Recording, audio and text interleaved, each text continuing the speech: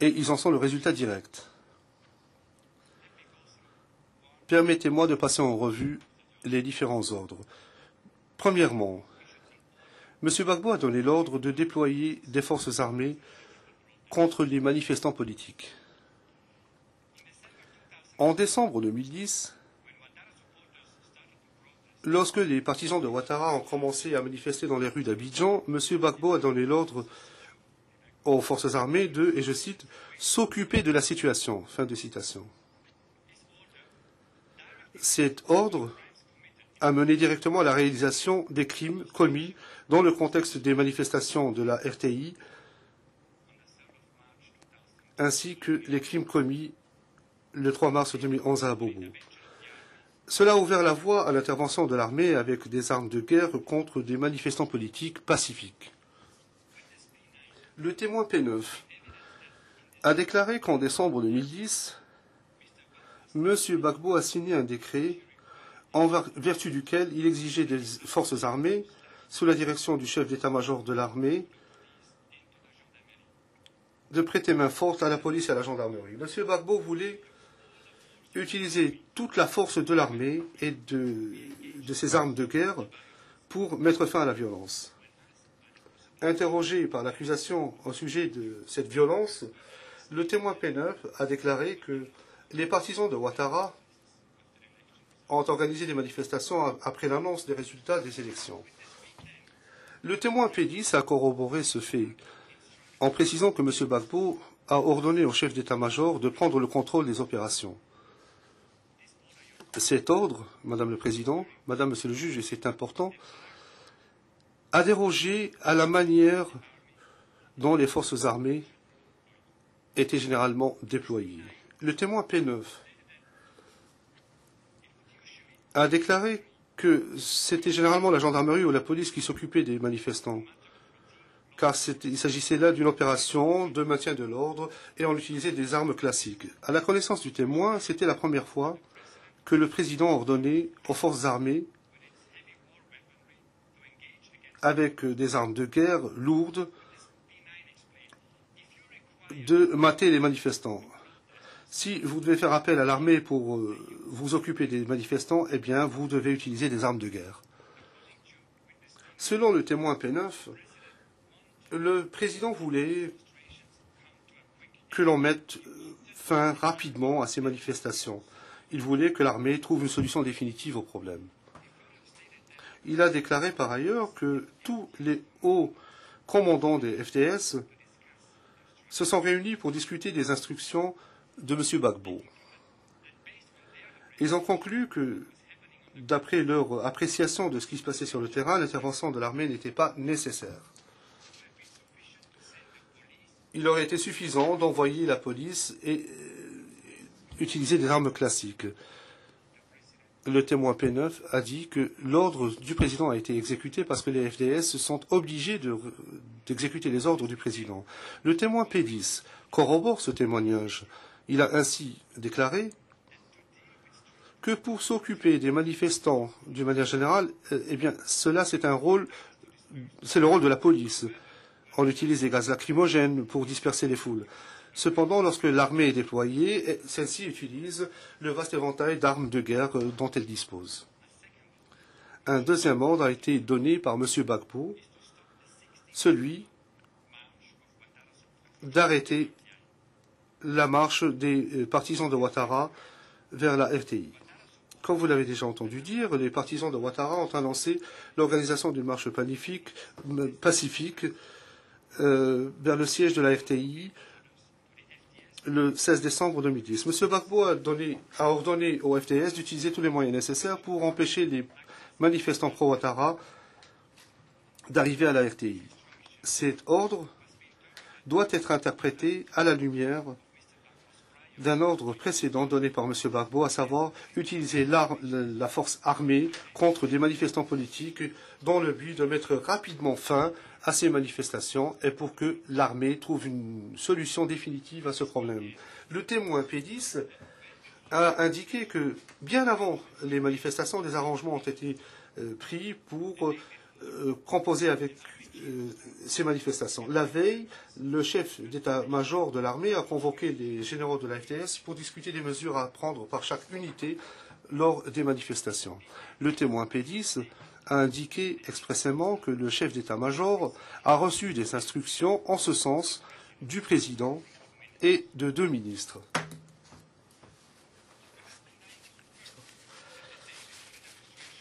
Le témoin P9 a confirmé que la veille de la manifestation, le chef d'état-major a convoqué une réunion de coordination à l'état-major général en la présence des généraux des FDS. Le but était d'organiser une opération pour empêcher les manifestants de se rendre à la FTI. Le chef d'état-major de l'armée a agi sur instruction de M. Gbagbo et cela peut être déduit du fait que M. Gbagbo exerçait le contrôle sur l'armée, que le chef d'état-major avait promis sa loyauté au président et qu'il faisait partie de son entourage immédiat depuis des années. En fait, déjà en 2006, le chef d'état-major a dit de façon claire qu'il consultait toujours M. Gbagbo avant de prendre une quelconque décision. Next, Mr. Gbagbo ordered to lay siege to the M. Gbagbo a donné l'ordre d'assiéger le Golf Hotel et ses résidents.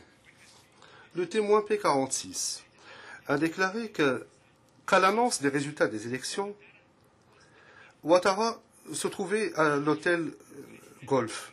Les FDS, avec ses armes de guerre lourdes et avec le soutien de la police, a empêché les gens de se rendre au Golf Hotel et de le quitter. Et d'après le témoin P44, cela faisait suite à un ordre du chef d'État. Le témoin P44 corrobore le fait que l'ordre de boucler le Golf Hotel a été donné par M. Gbagbo personnellement.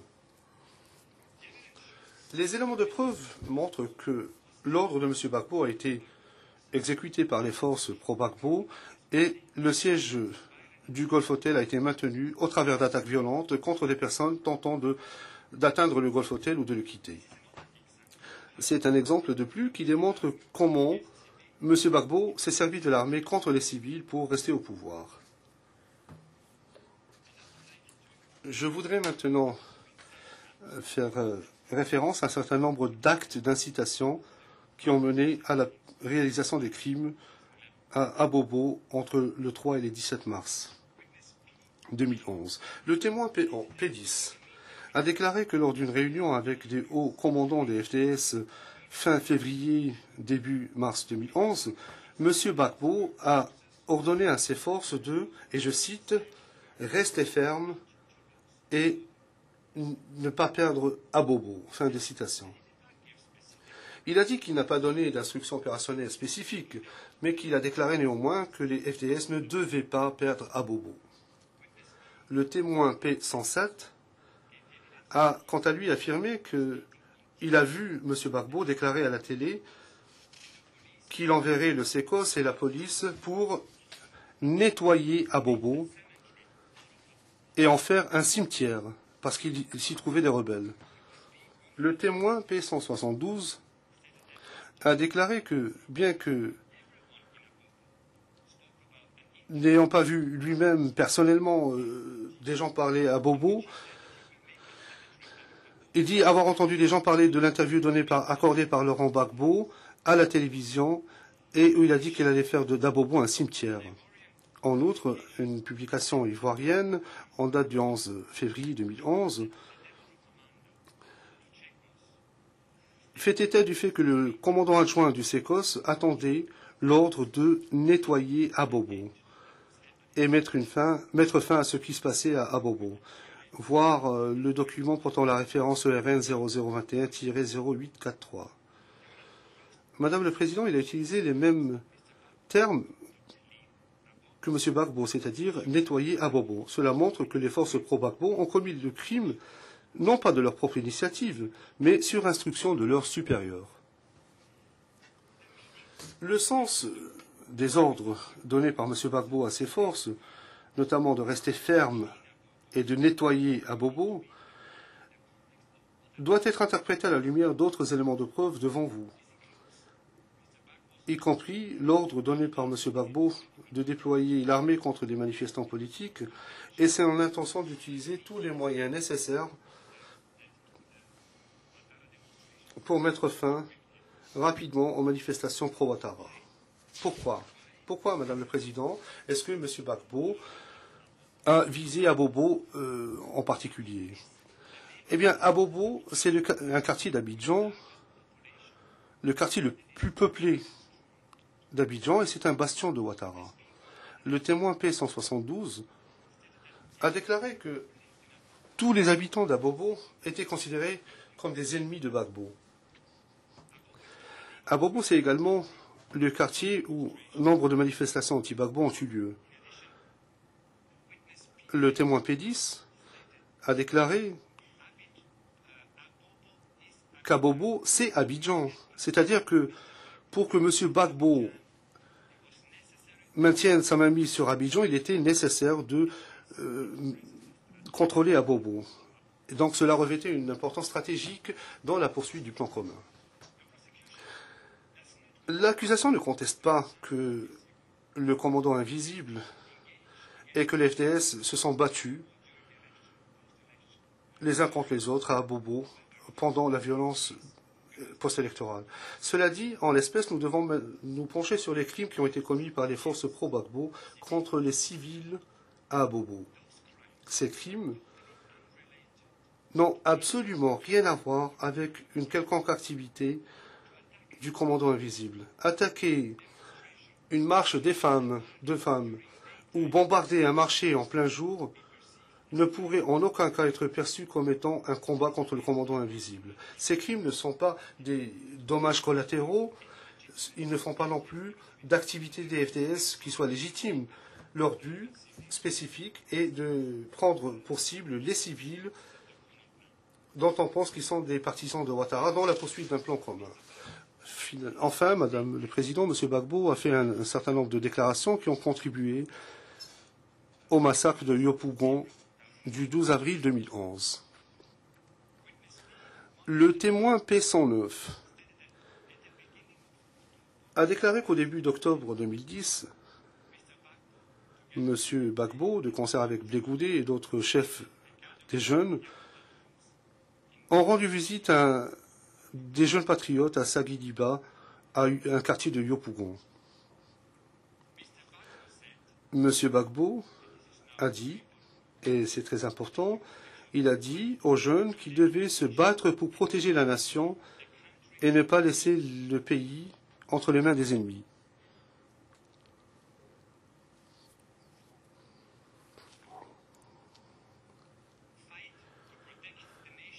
Ils devaient se battre pour protéger la nation et ne pas laisser le pays entre les mains des ennemis. Madame le Président, Yopougon était un bastion de Gbagbo. Après cette visite, M. Gbagbo a assuré, par le truchement de Blé Goudé, que ses partisans à Yopougon étaient prêts à se battre. Selon le témoin P108, Blé Goudé a visité les parlements de Yopougon à plusieurs reprises. Le témoin P109 corrobore le fait que Blé Goudé ait tenu plusieurs réunions avec des partisans de Gbagbo à Yopougon.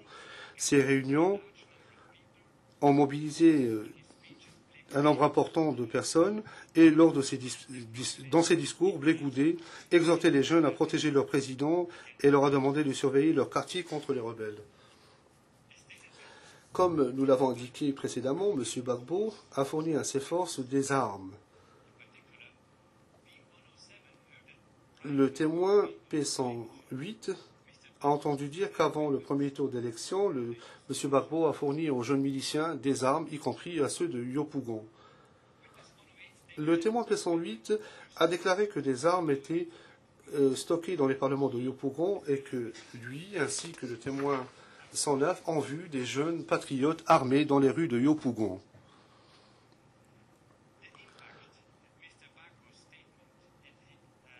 L'impact qu'a eu la déclaration de M. Gbagbo à Saguidiba sur les jeunes de Yopougon doit également être examiné à la lumière du fait que M. Gbagbo contrôlait les jeunes miliciens par le truchement de Blé Goudé. À plusieurs reprises, y compris vers la fin mars 2011, Blé Goudé exhortait les jeunes miliciens de Yopougon à s'enrôler dans l'armée pour faire en sorte que M. Gbagbo soit maintenu au pouvoir. À terme, quelques jours avant son arrestation, le 9 avril 2011, M. Gbagbo a émis un communiqué dont une copie a été trouvée par l'accusation dans la chambre à coucher, dans le bunker de la résidence présidentielle de M. Gbagbo, où M. Gbagbo a passé les derniers jours avant son arrestation. Dans ce communiqué, M. Gbagbo exhortait le peuple à poursuivre la résistance et à se battre contre, et je cite, Ouattara et ses terroristes. Fin de citation. Voir référence 0018-0564. Le terme terroriste, Madame le Président, Madame, Monsieur le Juge, utilisé par M. Gbagbo, renvoie généralement aux partisans de Ouattara. M. Gbagbo et des membres de son entourage immédiat ont déjà utilisé des termes dégradants comme bandit pour faire référence à ses partisans. Par exemple, lors d'une réunion du Conseil des ministres en date du 22 février 2011, le Premier ministre a déclaré, et je cite, « Nous devons utiliser le terme terroriste lorsque nous parlons des manifestants. » Fin de citation. Vous pouvez trouver cette citation à la référence 0025-0082 à la page 0084.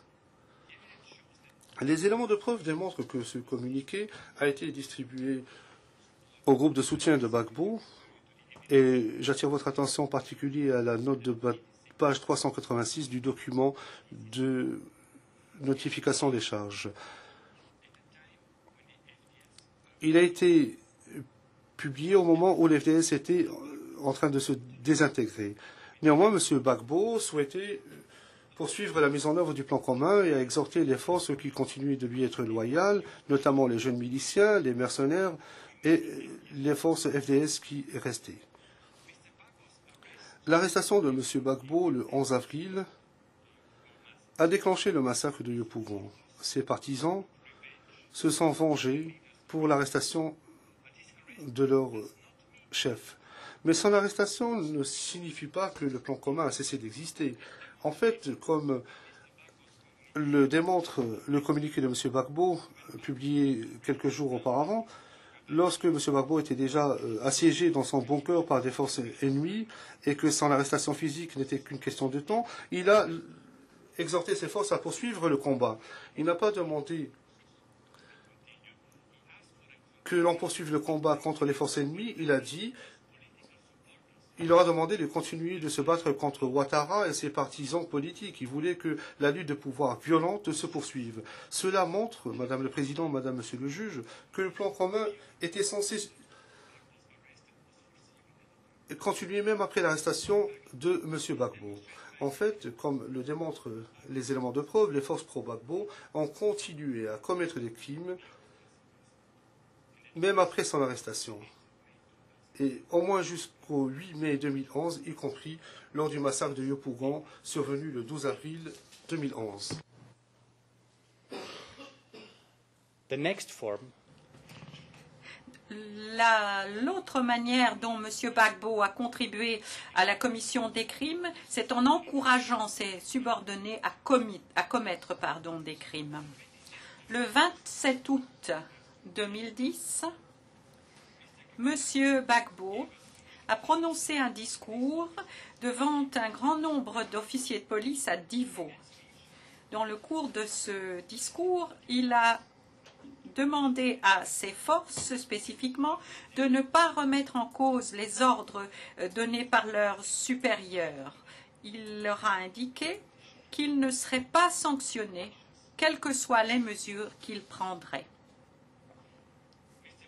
M. Gbagbo, en outre, a encouragé ses subordonnés à commettre les crimes en ne prenant pas les mesures qui étaient en son pouvoir et son autorité pour prévenir, réprimer et sanctionner la commission de crimes.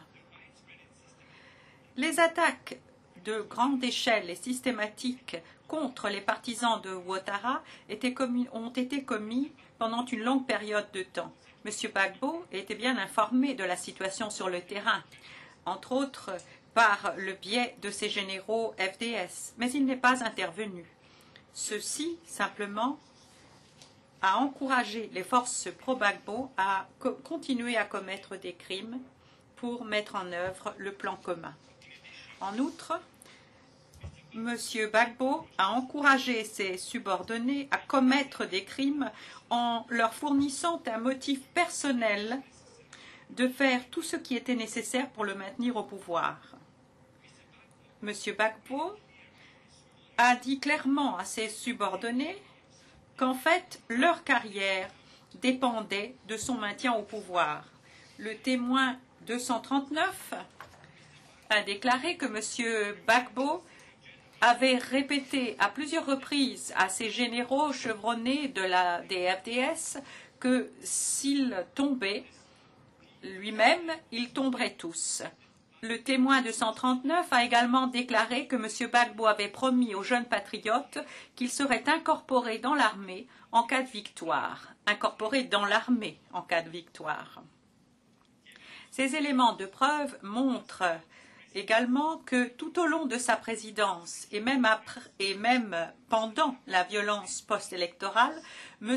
Gbagbo versait des allocations mensuelles aux dirigeants des jeunes miliciens.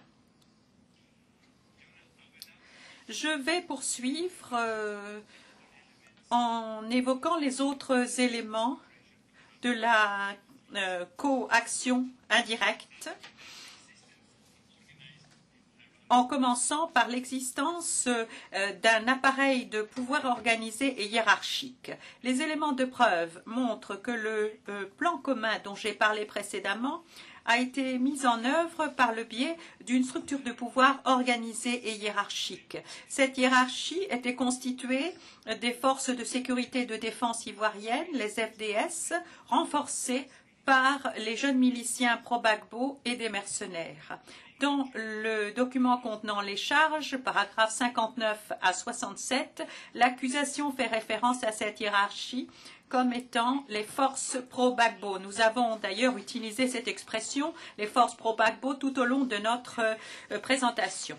Les FDS comptent 5 branches qui étaient impliquées dans la commission des crimes. Ces 5 branches sont les forces armées, la gendarmerie, la garde républicaine, le SECOS et la police. Chacune de ces 5 branches était dirigée par un membre de l'entourage immédiat de M. Gbagbo qui devait, en bout de course, rendre des comptes à M. Gbagbo, soit directement, soit par le biais d'un des ministres du gouvernement de M. Gbagbo. Le témoin 9, par exemple, témoigne de ce que pendant la période de crise, le chef d'état-major coordonnait les forces armées, la gendarmerie et la police. Sur le terrain, le directeur de la police était responsable de la direction des opérations de la police, de la gendarmerie et de SECOS. Le soir, ils se réunissaient tous à l'état-major pour faire le point avec le chef d'état-major. Les éléments de preuve montrent également que les FDS avaient une structure de commandement et des chaînes de rapports hiérarchiques clairement définies et que des ordres étaient donnés par les commandants et relayés à leurs subordonnés. Le témoin 9 décrit le fait que pour chaque opération, le chef d'état-major évaluait la situation et ensuite assignait des missions à chaque unité. Il donnait l'ordre de lui faire rapport, il donnait des ordres sur le moment où il fallait tirer et sur la manière de se comporter à l'égard de l'ensemble de la population. Chaque unité, chaque soldat sur le terrain était commandé par son propre chef à qui il devait rendre des comptes également. Ces chefs donnaient des instructions conformes aux ordres donnés par le chef d'état-major. D'après le témoin 9, le chef d'état-major faisait rapport au ministre de la Défense et ensuite au président Gbagbo, soit directement, soit par le biais du ministre de la Défense. Ceci est corroboré par le témoin 11, Madame le Président. Les éléments de preuve montrent également que M. Gbagbo et les commandants FDS étaient régulièrement informés par leurs subordonnés des événements sur le terrain. Les jeunes miliciens.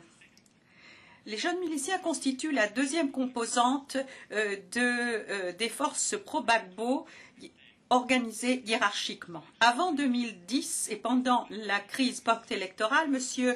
Gbagbo et son entourage immédiat se sont livrés systématiquement au recrutement de volontaires de la galaxie patriotique pour contribuer à la mise en œuvre du plan commun. Ces jeunes, engagés par M. Gbagbo, sont appelés les jeunes miliciens.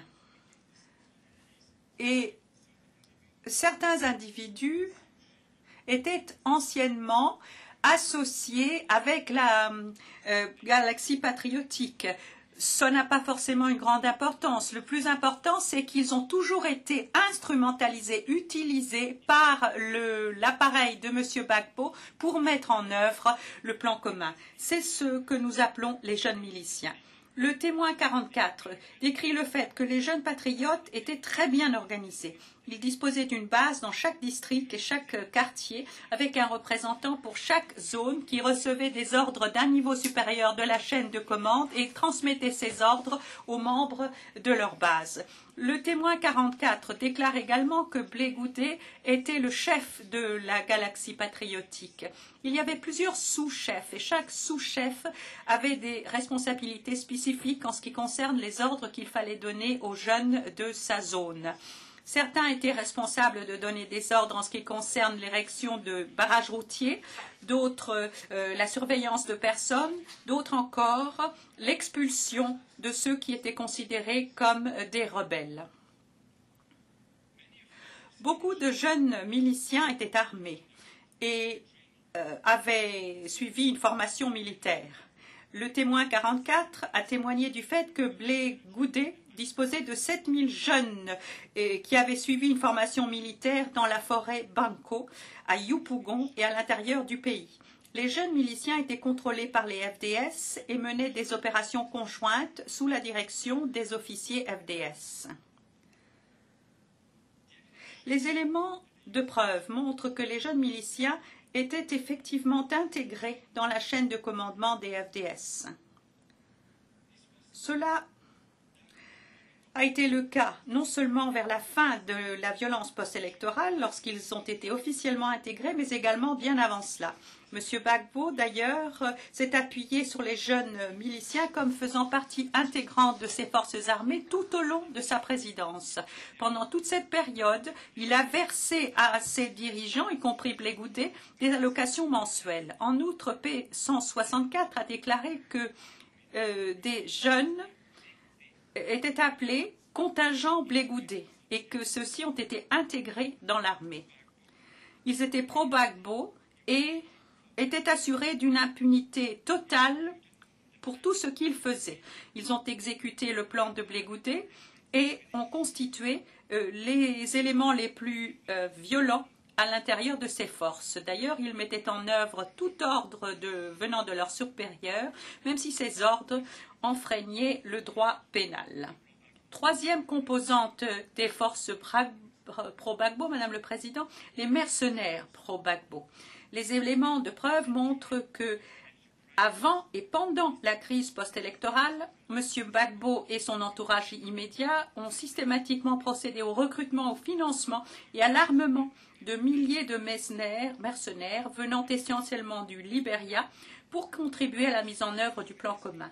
Par exemple, P44 a déclaré que Bertin Cadet, le conseiller personnel de M. Gbagbo, avait envoyé les mercenaires du Libéria en Côte d'Ivoire et Pastor Mori, le pasteur personnel de M. Gbagbo, était responsable de l'achat des armes pour eux. Des mercenaires étaient placés sous le commandement des FDS et opéraient de concert avec les FDS et les jeunes pro-Gbagbo. Par exemple, le témoin 9 a déclaré que la garde républicaine était soutenue par des mercenaires. Ils étaient recrutés, prenaient leur solde et ensuite faisaient ce qu'on leur disait de faire. Madame le Président, si cela est un bon moment pour ce faire, nous pourrions marquer la pause. Il nous reste à peu près 10 à 15 minutes après celle-ci. Je pense que c'est le bon moment, c'est bien l'heure. Et nous allons reprendre dans une demi-heure. All rise, vous vous levez.